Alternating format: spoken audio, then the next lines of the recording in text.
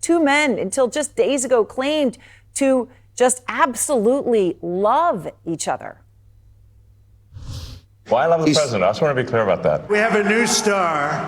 A star is born, Elon. Elon is great. He is from a different planet. He's the greatest guy. I use the word love. I didn't just, use it. It's because Musk used it. In February, Musk posted, "I love Donald Trump as much as a straight man can love another man."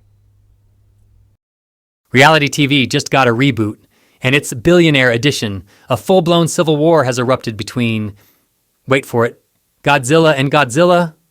That's right, Elon Musk versus Donald Trump.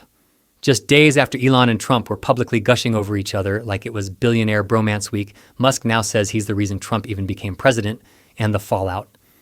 CNN even had to do a segment just to figure out if this is a beef, a breakup, or just two egos colliding in real time. So grab your popcorn, because this isn't Godzilla versus Kong, it's Godzilla versus himself. To the breaking news as this dispute between President Trump and Elon Musk gets worse, seemingly by the hour. Tesla shares are taking the brunt of it. Now, we want to remind folks, this comes less than an hour after Musk posted this. He argued that without him, Trump would have lost the election in November. There it is, this. Without me, Trump would have lost the election, Dems would control the House, and Republicans would be 51 to 49 in the Senate. Such ingratitude. Donald Trump didn't like that. He said, "I would have won Pennsylvania regardless of Elon. I'm very disappointed with Elon." David Drucker is back with me. David, Teddy Schleifer, who's a reporter who covers Musk and other billionaires for the New York Times, I think he was just on the show yesterday, tweeted, "RIP, the relationship between the tech right and Donald Trump." What is the fallout from all of this, do you think? Where does this all go from here? Well, it depends. I mean, look, there's plenty of donor money out there, and Republicans can raise small dollar money. So, we'll have to see what the long-term impact of this is. It's unclear that Musk was decisive in the 2024 election. I mean, there were issues like inflation and border security that sent voters, shifting to the right across all demographics, and just about all demographics. I think what's interesting here is that as innovative and successful as Elon Musk is as a businessman, he seems to be rather politically naive.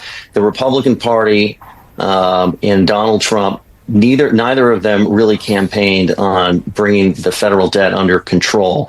They didn't campaign on entitlement reform. They didn't campaign on across-the-board tax increases. They've talked about waste, fraud, and abuse, which anybody who follows budgeting knows you should get rid of, but it's nowhere near. I mean, it's like a drop in the bucket when it comes to dealing with a $37 trillion debt. And so if he thought that the Department of Government Efficiency or discretionary spending cuts was going to get it done, then he didn't understand the budget. And he also apparently didn't understand that political loyalty with President Trump runs one way. The way it's good for Trump and not necessarily good for everybody else involved. It's just the way he is. And if Musk would have done his homework, he might have realized that. Yeah, or maybe you think that you're going to be the exception to the rule because you've been so successful your whole life. That's for books to be written in the future. Yeah, that's naive. Yeah, I want to bring in Phil LeBeau, who covers the auto industry for CNBC. Last time I looked, Tesla shares were down 8%. And in addition to that, when Donald Trump tweeted that he was very disappointed in Elon, he said he knew this bill better than anyone, and he only developed a problem with it when he found out I would cut the EV mandate.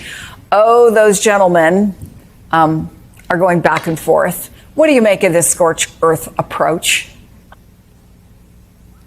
Well, I can tell you this much. Elon Musk made it very clear early on in the Trump administration that if the EV mandate was eliminated, Tesla would be okay with that.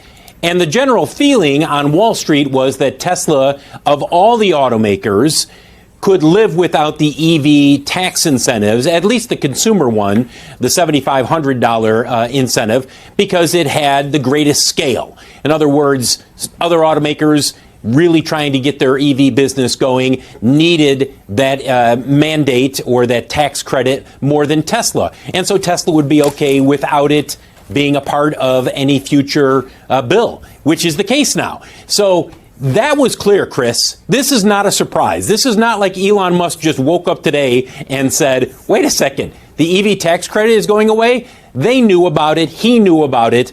And so that element of this back and forth between Elon Musk and President Trump, that's ridiculous. This has been out there. It's been known for some time. Now, maybe Elon Musk has now decided, wasn't really crazy about the idea of getting rid of it, and he has changed his tune. That's always a possibility. But let's just be clear about that. This is not a surprise.